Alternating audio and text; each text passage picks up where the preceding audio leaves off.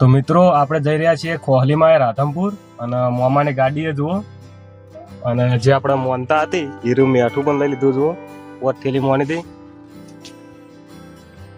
બીજી વાતો આપણે બધું ચાલુ વિડીયો કરીશું. તો ફાઇનલી મિત્રો હવે આપણે નીકળી જઈએ કોહલી માતાજીના મંદિર જવા માટે અને આ મંદિર રાધનપુરથી 2 કિલોમીટર દૂર આવેલું હોય અને તમારે જો ફૂલ એડ્રેસ જોઈતું હોય તો આપણા કોમેન્ટ બોક્સમાં કોમેન્ટ કરી દેજો, હું તમને ફૂલ એડ્રેસ આપી દઈ. બરાબર, હવે આપણે મળીએ આગળ. તો મિત્રો આપણે તો ગાડીમાં શાંતિ બેઠા છીએ જુઓ અને આપણા મોમો ડ્રાઇવિંગ કરી રહ્યા છે અને ચીડે જેના જે ફોરમેન લોબા થઈ ગયા જુઓ, કેમ કે એને થોડો કેરોના સ્ક્રૂ ઢીલા છે, ભગવાને ફિટ કરવામાં ભૂલી જતા એટલે હો બા.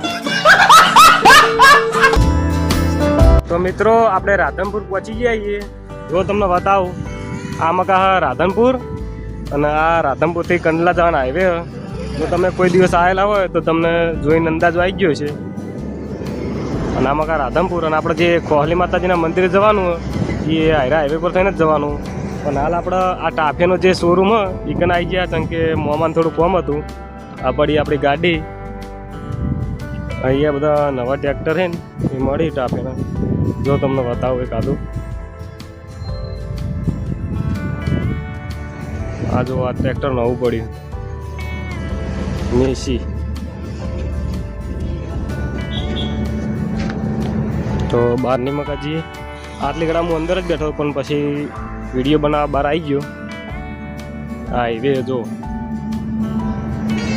તો વિડીયોમાં મજા આપવાની હોય તો વિડીયોની એન્ડ સુધી બનેલા રહેજો અને ચેનલમાં નવા હોય તો ચેનલને સબસ્ક્રાઈબ કરી દેજો. વિડીયો ગમે તો વિડીયોને લાઈક કરી દેજો.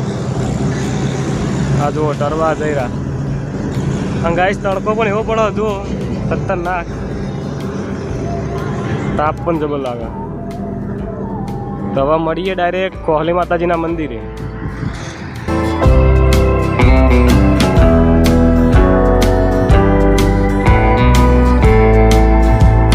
તો મિત્રો આપણે કોહલી માતાજીના મંદિરે પહોંચવા થઈ ગયા છીએ. જો હવે ઈકન ઉતરીને આખો વ્લોગ બનાવીને તમને બતાવું.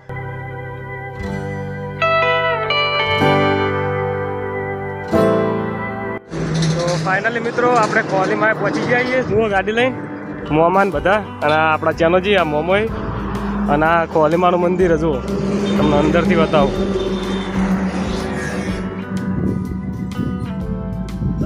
આ કોહલીમાનું મંદિર જુઓ, અંદરથી બતાવું.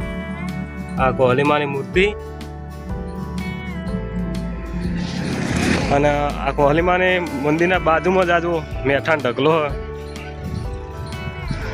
આ બધા મોનતા પૂરી થાય એટલે મેઠું ચડાવ. આપણે પણ હાલ ચડાવ્યું, આપણે જે ઘેરથી લઈને આવ્યા હતા આ પડી જો હાલ નાખ્યું અને બહુ મોટો ખાસો એવો ઢગલો થઈ ગયો.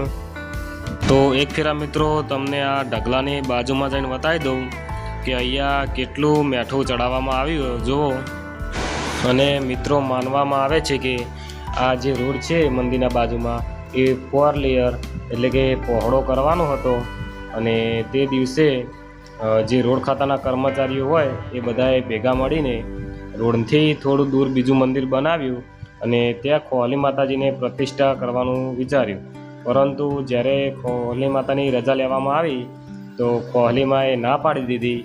તેમ છતાં કર્મચારીઓએ આ મંદિર તોડવાનો નિર્ણય લીધો અને જીસીબીનો પાવડો લગાવતા જ જે જીસીબી ચલાવતો માણસ હતો તેને અચાનક જ ખંજવાળ આપવા માંડી અને તે માતાજીને કગરી પડ્યો, માં જો મને આ તરત મટી જશે તો હું અહીંયા મીઠું ચડાવીશ.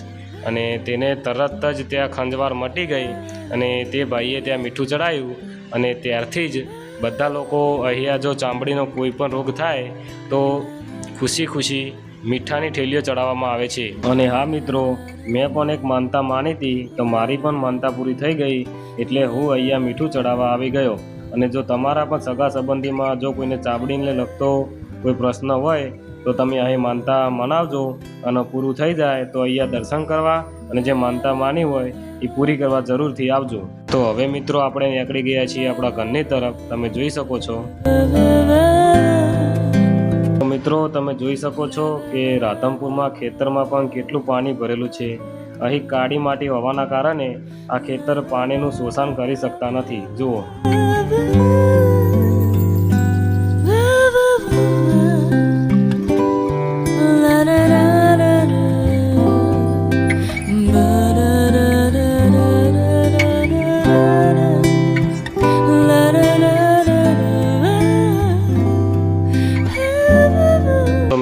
આપણે પાછા પાટણ આવી ગયા છીએ અને આ કઈ ચોકડી છે એ કોમેન્ટ કરો. જો આવેલા હોય અને જોયેલી હોય તો કોમેન્ટ કરજો.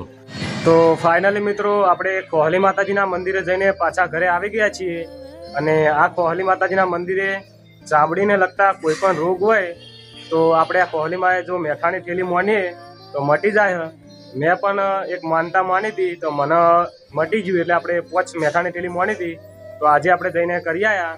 અને જો તમારા સગાવાલા કે કોઈ સંબંધીમાં કોઈને જો ચોપડીના રોગને લગતું કોઈ હોય તો તમે આ કોહલી માતાજીના મંદિરનું માનતા માનીને જોજો. જો મટી જાય તો જરૂરથી ત્યાં જઈને જે તમે માનતા માની હોય એ મેઠું માની હોય એ જઈને કરી આવજો.